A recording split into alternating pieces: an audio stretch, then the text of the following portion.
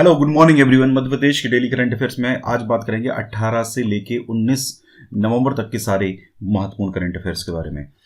एक और चीज़, जेल प्रहरी का जो एग्ज़ाम है वो एग्ज़ाम पोस्टपोन हो गया है। एक्चुअल में कुछ सेंटर को लेके कुछ प्रॉब्लम्स थी, तो आप लोग जो लोग तैयारी कर रहे थे वो ये सोच के बिल्कुल भी ना बैठें कि उनको 1 महीने का टाइम मिल गया है।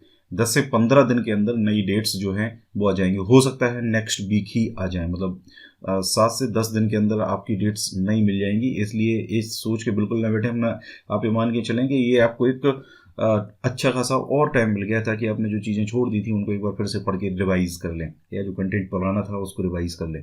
इसलिए सोच के बिल्कुल भी ना बैठें कि आपका जो एग्ज़ाम है वो पोस्टपोन हो गया है, वो 1-2 महीने बाद होगा। ठीक है, ध्यान रखिए इस चीज़ को।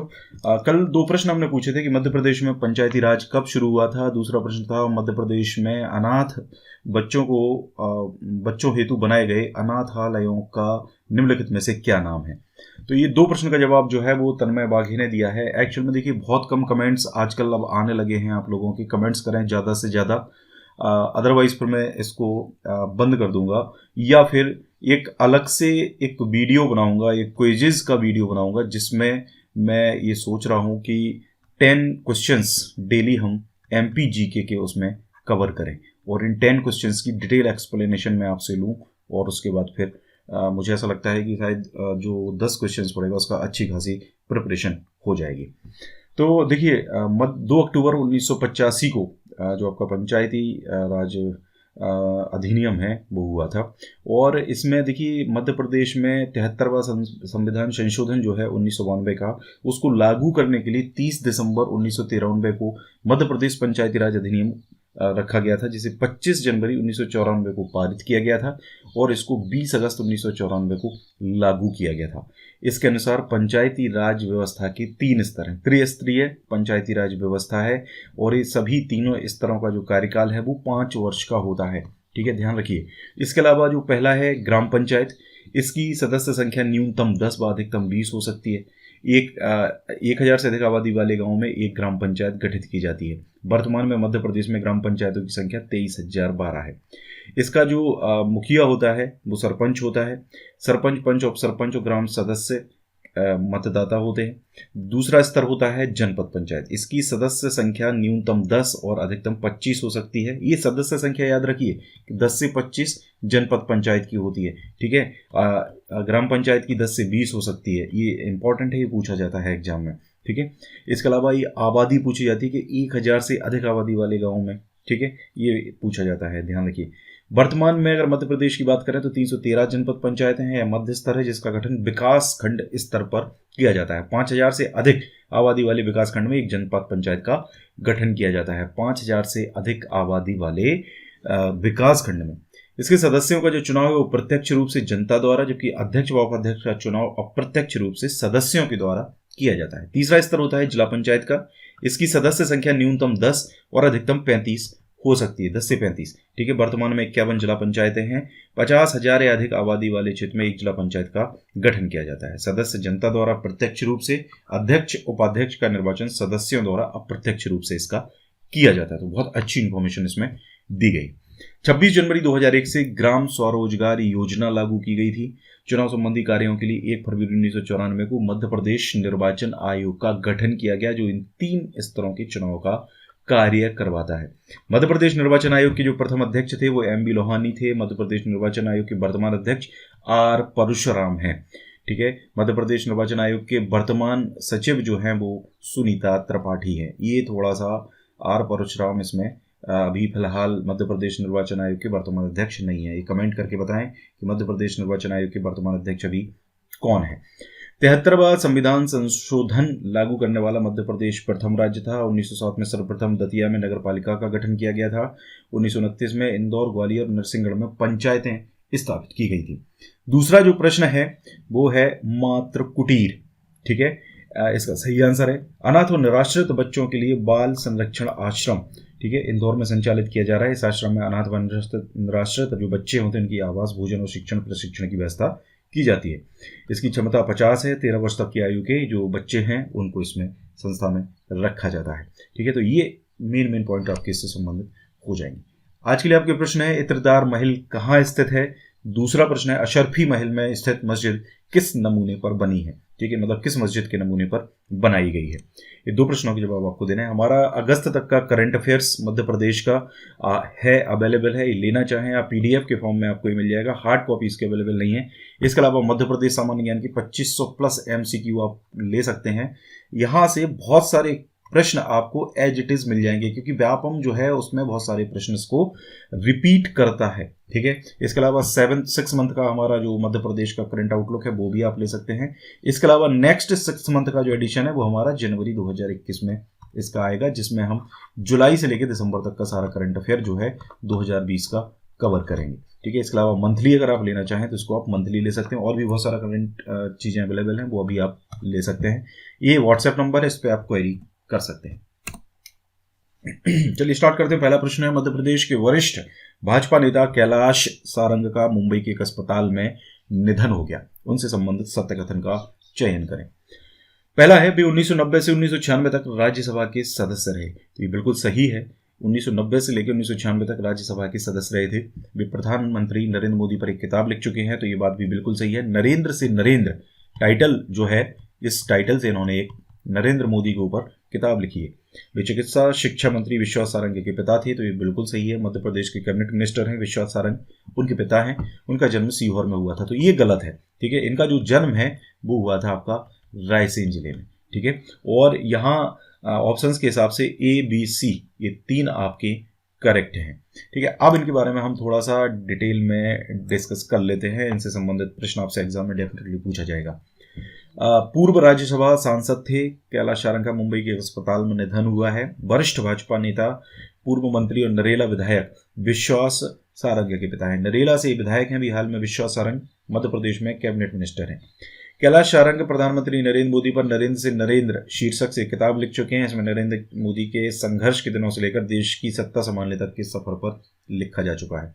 भाजपा के संस्थापक सदस्यों में शामिल रहे कैलाश सारंग मीसाबंदी रह चुके हैं, ठीक है। जब पूर्व प्रधानमंत्री इंदिरा गांधी ने जब देश में इमरजेंसी लागू करी थी तो उसके खिलाफ आवाज उठाने के लिए कई महीनों के लिए इस जेल में भी रह चुके हैं। भारतीय जनता पार्टी के संस्थापक सदस्य भी ये थे, 87 वर्ष के थे।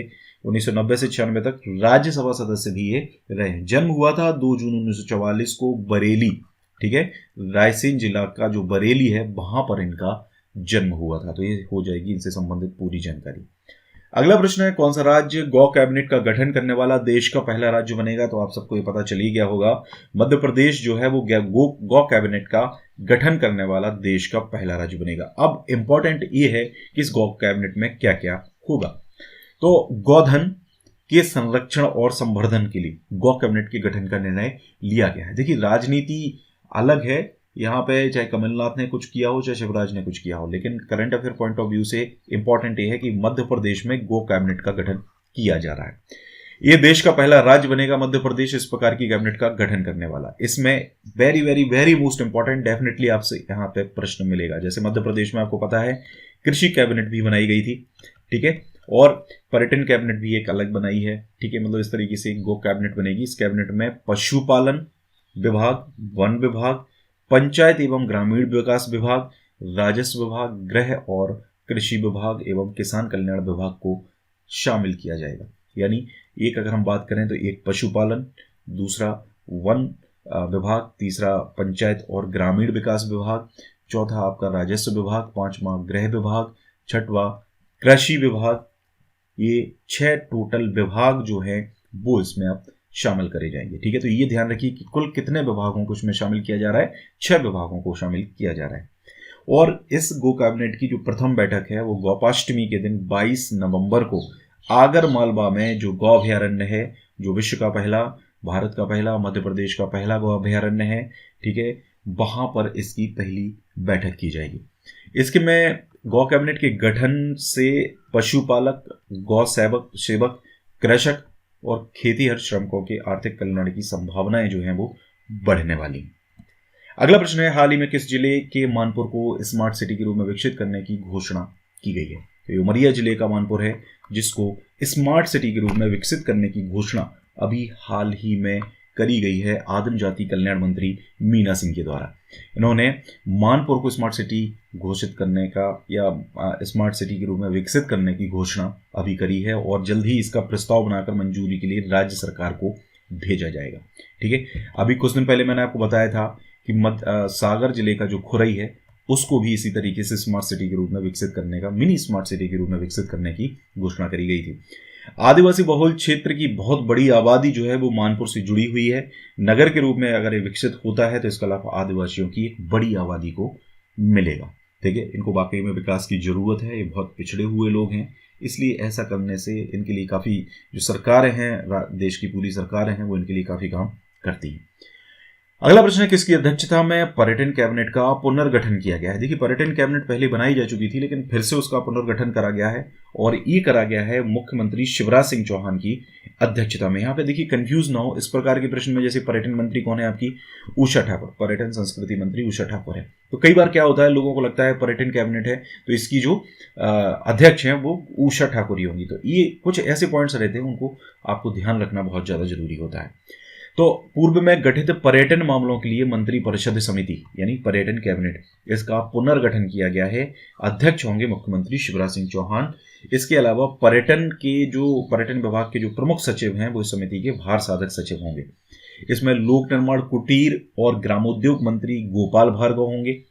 वन मंत्री कुंवर विजय शाह शामिल होंगे। वाणिज्य कर, वित्त योजना, आर्थिक और सांख्यिकी मंत्री जगदीश देवड़ा होंगे। सिंपल से याद रखिए, लोक निर्माण, कुटीर, ग्रामोद्योग मंत्री, वन मंत्री, वित्त मंत्री आदिम जाति कल्याण मंत्री मीना सिंह मांडवे, पंचायत और ग्रामीण विकास मंत्री महेंद्र सिंह सिसोदिया, पर्यटन संस्कृति और अध्यात्म मंत्री उषा ठाकुर इसकी सदस्य होंगे। ये सारा आपको याद रखना पड़ेगा।